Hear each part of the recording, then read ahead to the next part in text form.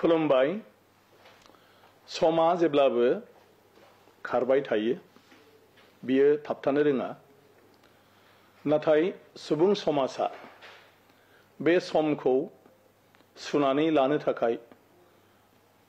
12 दानजों बोसोरसे बेबायदि speed breaker बायदि खालामनानै लादों जेराव जोङो जोंनि जिउआव गेजेर गेजेर मोनसे ब्रेक हमनाय बायदि थानानै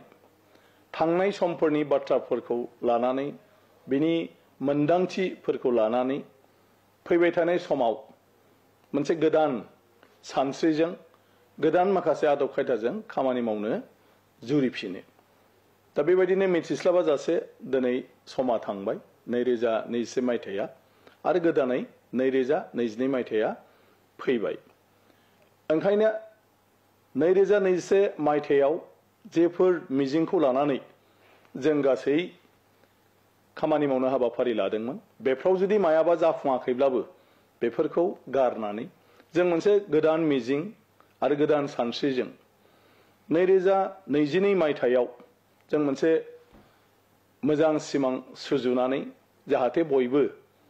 आवगायो आरो बियो जेन मोगथाङाव जाफुंसारो बेनि थाखाय आं बयनिसिमबो गोसो गोरबोनिफ्राय गाहाम हामलायनाय जासिहरबाय आरो 2022 मायथाइनि बयनिसिमबो आंनि गोसो गोरबोनिफ्राय सिबिनाय आरो अननायजों लोगोसे बे गासै बोसोरानो बयनिबो जिउआव जाहाथे रंजानायजों बुंफबथों आरो बयनिसिमबो गाहाम हामलायनायखौ फिन बावहरबावबाय गोजोन्थों।